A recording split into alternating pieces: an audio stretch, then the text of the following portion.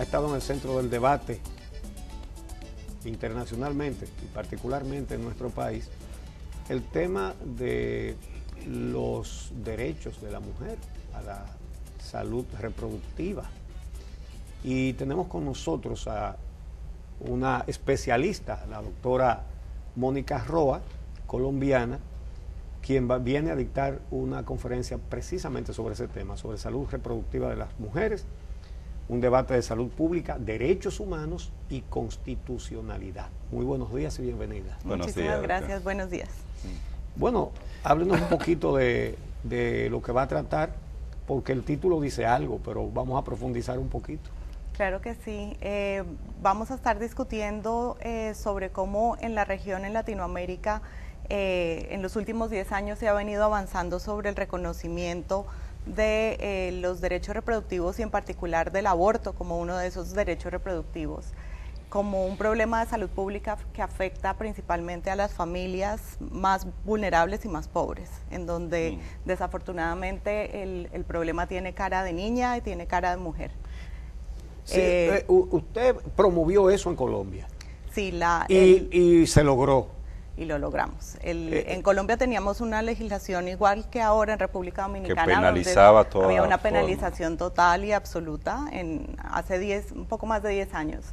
Y dimos un debate constitucional sobre el tema en donde pusimos sobre la mesa el hecho de que era un problema no solamente de salud pública, sino también que de la misma forma afectaba a las mujeres más pobres y en particular las niñas más pobres.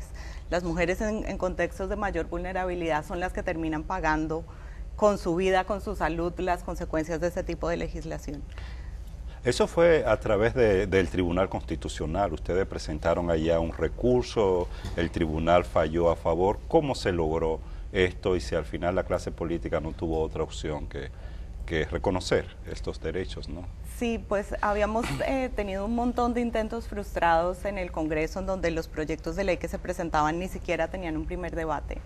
Y entonces lo que propusimos fue ir ante el Tribunal Constitucional porque nuestra Constitución, entiendo que ahora como la de ustedes también, incorpora los estándares internacionales de derechos humanos al bloque de constitucionalidad.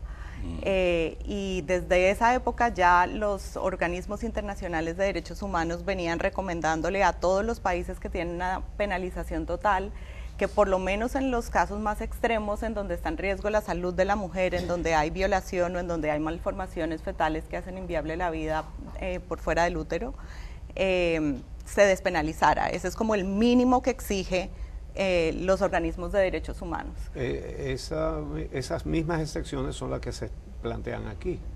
Y yo espero que República Dominicana logre traducir este debate, que me alegra que ya se haya instalado, en una reforma legal que después pueda realmente ofrecerle alternativas a las mujeres y a las niñas, porque el problema, digamos, para no hablar solamente de aborto, sino desde un punto de vista más amplio de derechos reproductivos, es que las mujeres se mueren pariendo o abortando.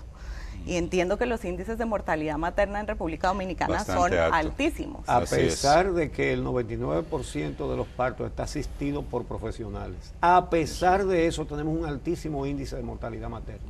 ¿Y quiénes son? Para mí la pregunta es, ¿quiénes son esas mujeres que se mueren? Porque no son las mujeres de la élite. No, y yo creo que eso es verdad a través de toda la región latinoamericana y por eso tiene que ser también un debate de justicia social.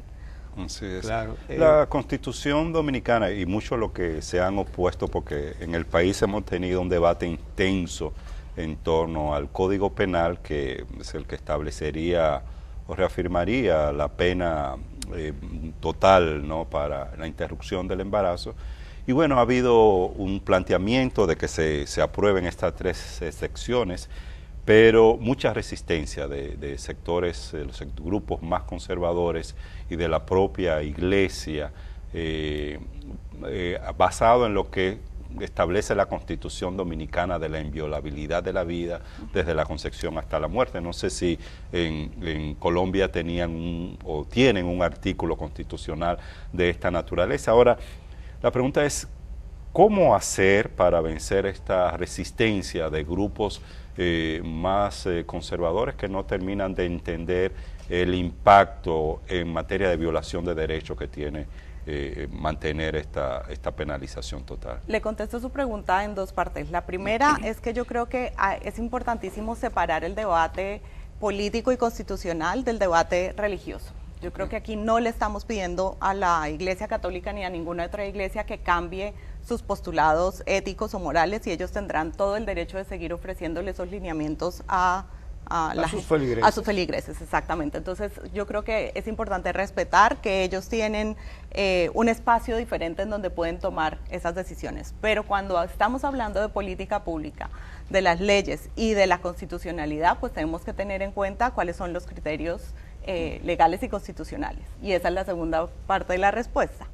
En Chile, por ejemplo, que acaba también de despenalizar el aborto en 3 causales similares, tienen un artículo constitucional que también protege la vida prenatal de manera explícita, igual que ustedes.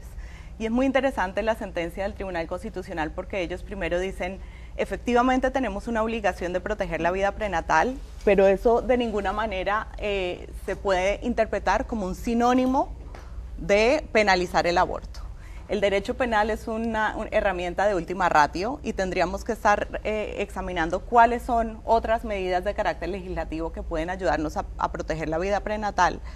Y el tribunal hace un listado de todas las medidas que ya existen, como por ejemplo el derecho de las mujeres embarazadas a tener atención prenatal de calidad, las protecciones laborales para no despedir mujeres embarazadas, la cantidad de medidas de seguridad social que hay. Entonces hay otra cantidad de cosas que efectivamente sí protegen la vida prenatal y que son efectivas.